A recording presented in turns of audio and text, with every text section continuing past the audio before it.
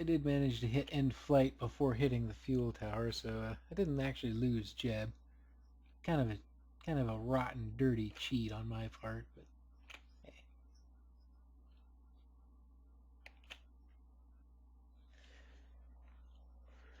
All right. Yeah, we're just a few minutes out. Whoops. Oh. Oh yeah, we're not quite high enough for that yet, are we?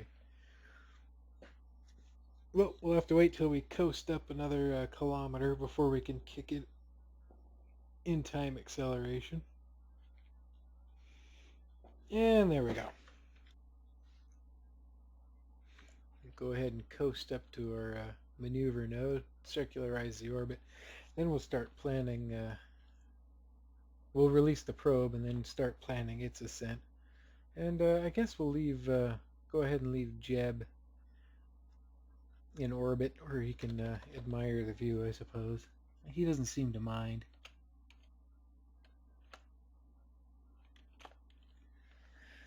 Okay, 2, 1, ignition.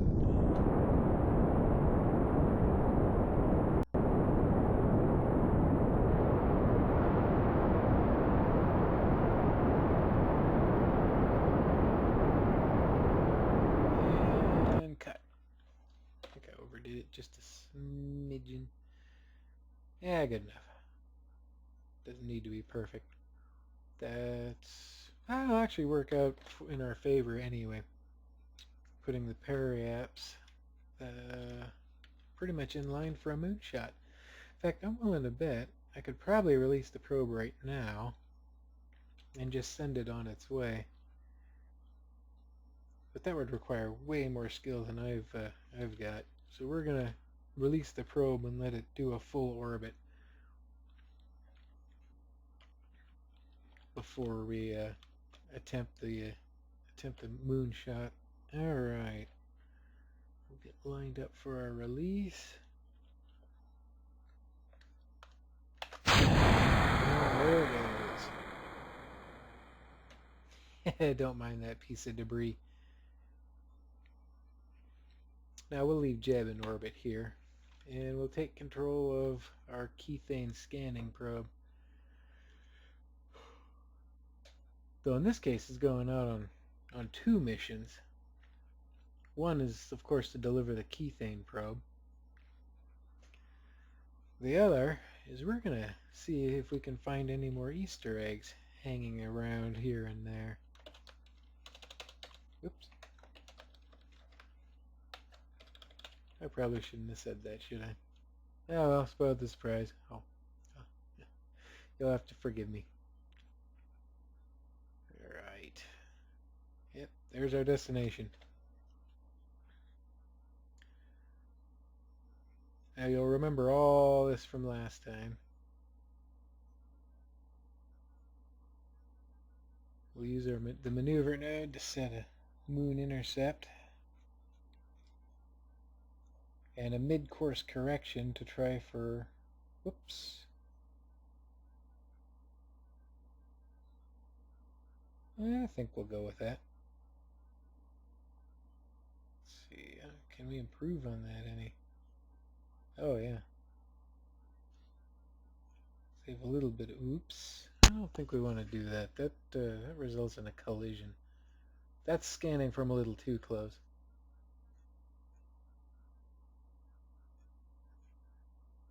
Yeah, somewhere out there, there's a mod that lets you type the values directly in for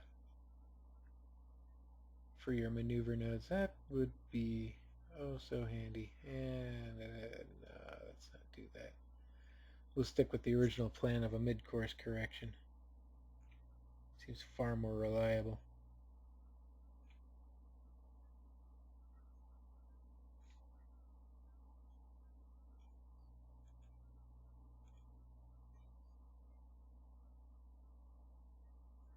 Alright. Nothing to do now but wait. Ha, it's night. So there isn't even any good scenery to look at.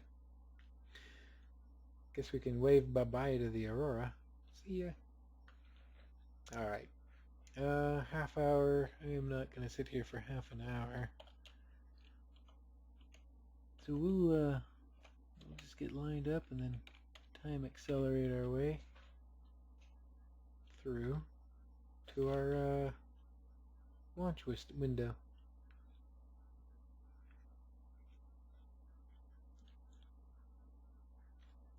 Ah, there we go. It's starting to worry a little bit.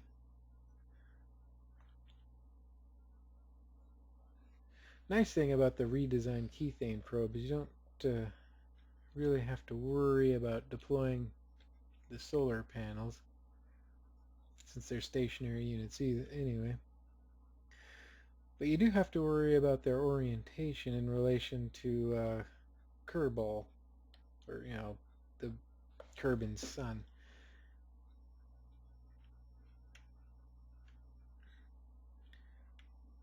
Risk getting caught with the probe tail in first, running out of power and being set adrift for eternity. Or at least until your orbit lines up the solar panels again. Sounds so much more dramatic the other way. Alright. Now this is going to take, well, these probe engines are just not that powerful. So we're looking at about probably 4 minutes of burn time. So we're a minute out from our planned ignition point. There's the moon. We're going to go ahead and start your engine. Yep, 4.5 minutes.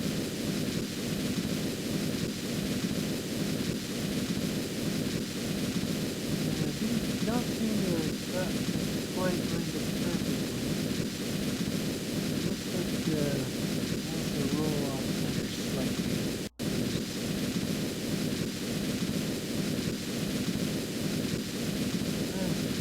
I fought far less docile craft than this.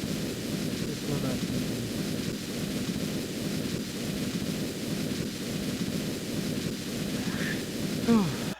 That moon lander I used for the lunar arch landing,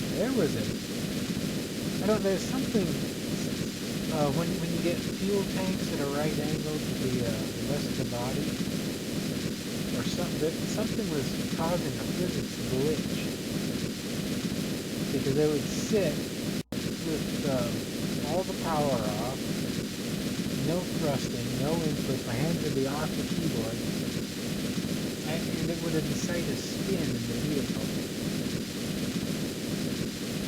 I'm not sure what was causing it. I've got a few theories. I've tested the new lander and it doesn't seem to suffer the same problem.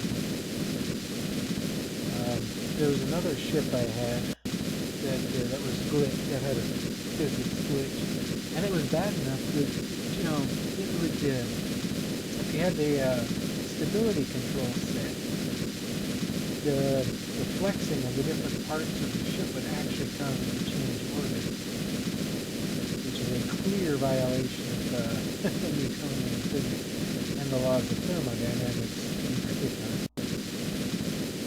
I've seen some people exploit these physics bugs for fun and profit. There's a device out there called an FTL egg that's constructed out of a bunch of ultralight components and takes advantage of a bug somebody found. Totally impractical, no way to really exploit for fun and profit. But the fact it exists and the absurd speeds capable by that device is just hilarious. You'll have to look up the video. It's whiskey.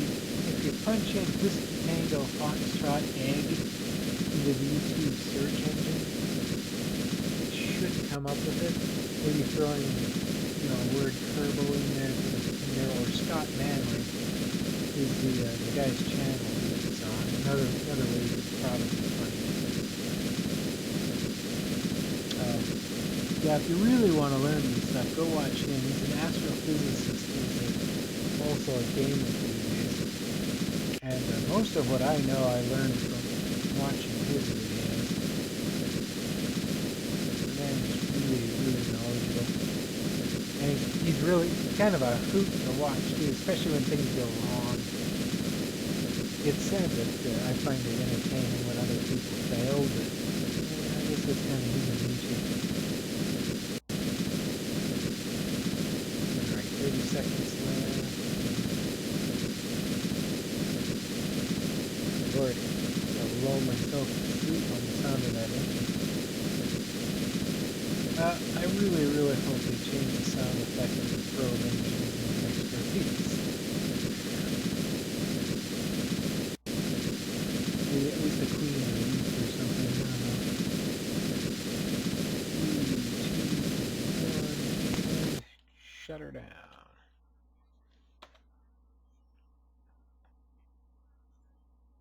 Erase our node as always. Whoops. And we did too good a job. That will well, we'll get a close look at the planet, that's for sure. I don't think I want that close of a look. Luckily, we've still got plenty of fuel. I totally, after after the failure of that first video, I did a massive redesign on this probe, including far larger fuel reserves, so it can actually get somewhere now. There we go. Now, mid-orbit course correction. So we want to come in high. Oopsies. And try to hit our closest, our lunar periaps just on top of the pole. That would be ideal. Looks okay, but you notice the parallax is terrible. That's not actually going to get us where we need to be. So we're going to want to boost out a little bit. That's looking better.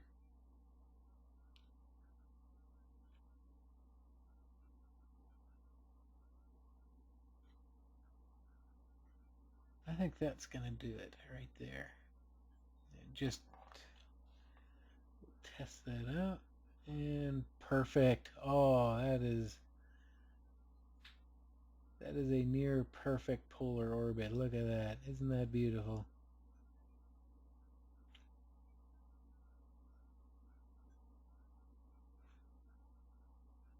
We'll just straighten that out a bit. Yeah.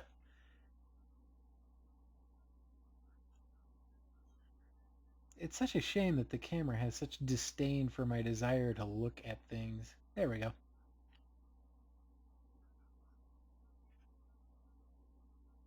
Bring that apoapse down.